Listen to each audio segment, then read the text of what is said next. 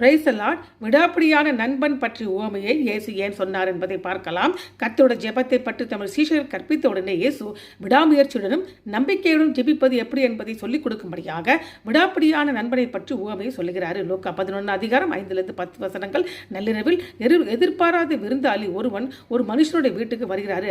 அந்த மனிதனிடம் விருந்தாளி கொடுப்பதற்கு எந்த அப்பமும் இல்லை. அதனால் அந்த மனிதன் தன் நெருங்கிய நண்பன் வீட்டுக்கு ஓடிப்போய் கதவை தட்டுகிறான். அந்த மனிதன் கதவை தட்டி 3 அப்பங்களை கொடுக்கும்படியாக கேட்கிறான். அந்த மனிதனின் நண்பன் முதலில் மறுக்கிறான். என்னை தொந்தரவு செய்யாதே, என் குழந்தைகள் படிக்கல் இருக்காக நான் உதவி செய்ய முடியாது என்கிறான். ஆனால் அந்த மனிதன் தொடர்ந்து தட்டுவதால் அந்த நண்பன் இறுதியில் எழுந்து அவனுக்கு தேவையானதை கொடுக்கிறான். மேலும் இயேசு, கேளுங்கள் அப்பொழுது உங்களுக்கு கொடுக்கப்படும், தேடுங்கள் அப்பொழுது கண்டடைவீர்கள், தட்டுங்கள் அப்பொழுது உங்களுக்கு திறக்கப்படும் என்று கூறுகிறார். இந்த உவமையில் 3 சத்தியங்கள் காணப்படுகின்றன. முதலாவது, தேவன் தயங்கும் நண்பனை போன்றவன் அல்ல. அந்த மனிதனின் விடாமுயற்சி விருப்பமில்லாத நண்பனை அசைக்க முடியும் என்றால் நாம் நெருக்கடியில் இருக்கும் போது நம் அன்பான தேவன் இன்னும் எவ்வளவு அதிகமான பதில் சொல்வார். நாம் ஜெபிப்பதை கேட்பது தேவன் மகிழ்ச்சி அடைகிறார்.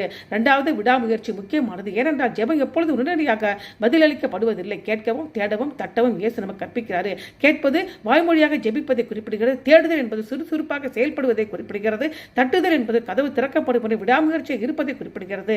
3வது, நள்ளிரவு நேரம் என்பது மனிதனின் இயலாமையை குறிப்பிடுகிறது. அந்த மனிதன் நள்ளிரவில் 2 நேரத்தில் இந்த நண்பன் வீட்டுக்கு சென்று உதவி கேட்கிறான். நமது 2 நெருக்கடி நேரத்தில் தீர்வை பெற தேவன் வருகிறோம். நெருக்கடிகள் நிறைந்த 2 நேரத்தில் வேறு யாராலும் உதவி செய்ய முடியாத சமயத்தில் கூட தேவன் நம் ஜெபத்துக்கு பதிலளிக்கிறார் இயேசு இங்கு கற்பிக்கிறார்.